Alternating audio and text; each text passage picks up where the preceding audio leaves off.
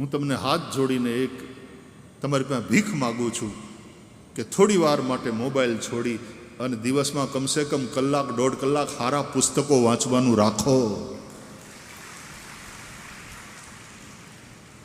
મને દુઃખ એ વાતનું છે કે તમારું વાંચવાનું છૂટતું જાય છે અને આ સોશિયલ મીડિયા અને વોટ્સએપ યુનિવર્સિટીમાં ફોરવર્ડ એમને સમજ્યા વગર માણસો મેસેજ કર્યા જ કરે છે.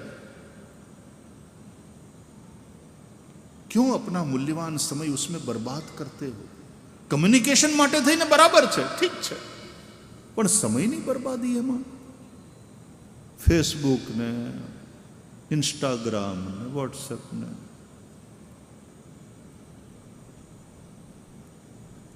તમે નથી વાપરતા મોબાઈલ, મોબાઈલ તમને વાપરે છે ને તમને વાપરવાના પાછા પૈસા મોબાઈલ તમારી પાસેથી લે છે.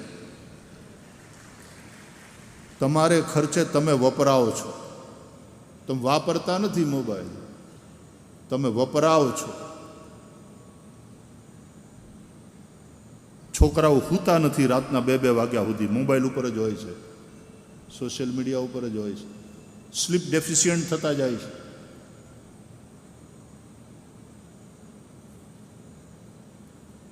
થોડું એક બાજુ મૂકી અને કલાક 2 કલાક રોજ વાંચો, સારા પુસ્તકો વાંચો, ભાગવત વાંચો, રામાયણ વાંચો, ગીતા વાંચો, એના ઉપરના પુસ્તકો વાંચો, મહાપુરુષોના ચરિત્રો વાંચો.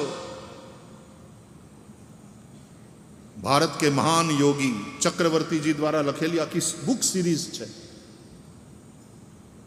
વાંચો, બહુ ફાયદો થશે. બિલીવ મી, બહુ ફાયદો થશે. વાંચો, મહાપુરુષોના ચરિત્રો વાંચો.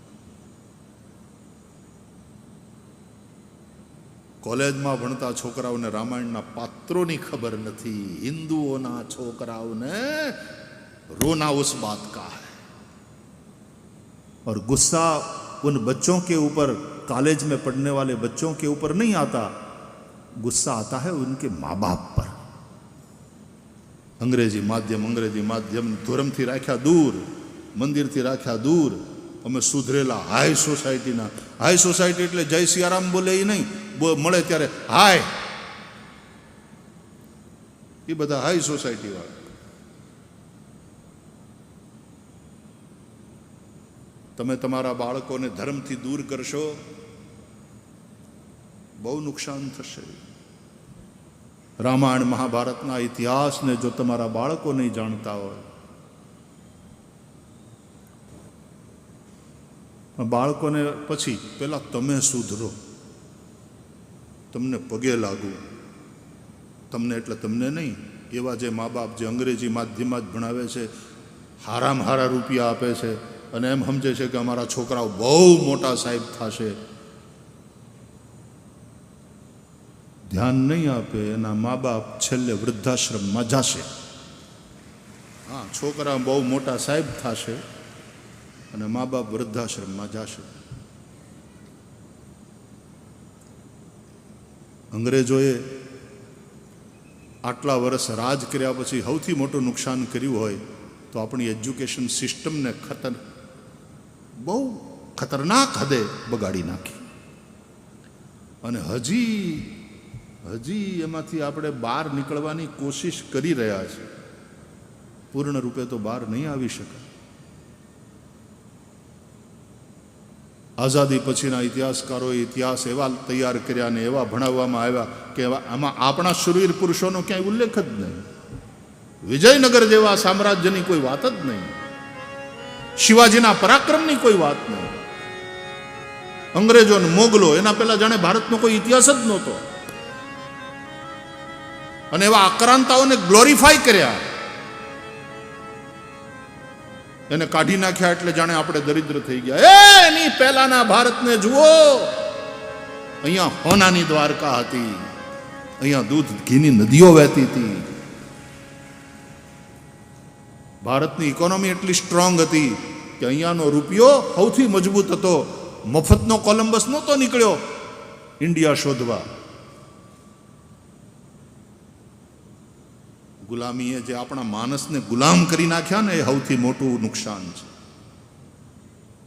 અને હજી તથાકથિત હાઈ સોસાયટીના લોકો જે માત્ર ને માત્ર અંગ્રેજીમાં જ ભણાવે છે પોતાના છોકરાઓને, એનો વિરોધ નથી. વિશ્વની હારે જોડાવવું હશે તો આપણે આંગ્લ ભાષા પણ શીખવી પડશે.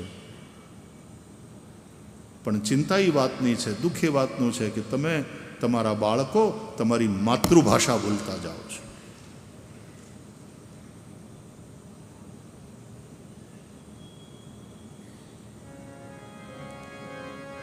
માતૃભાષા, રાષ્ટ્રભાષા, દેવભાષા, પછી આંગ્લ ભાષા, ચારેયનું શિક્ષણ લો.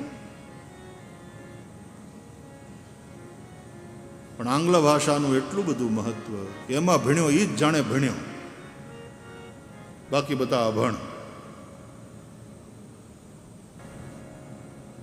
વ્યાસપીઠ ઉપર પછી ક્યારેક એવી બળતરા થાય બોલતા બોલતા, એ બળતરા નીકળી જાય છે.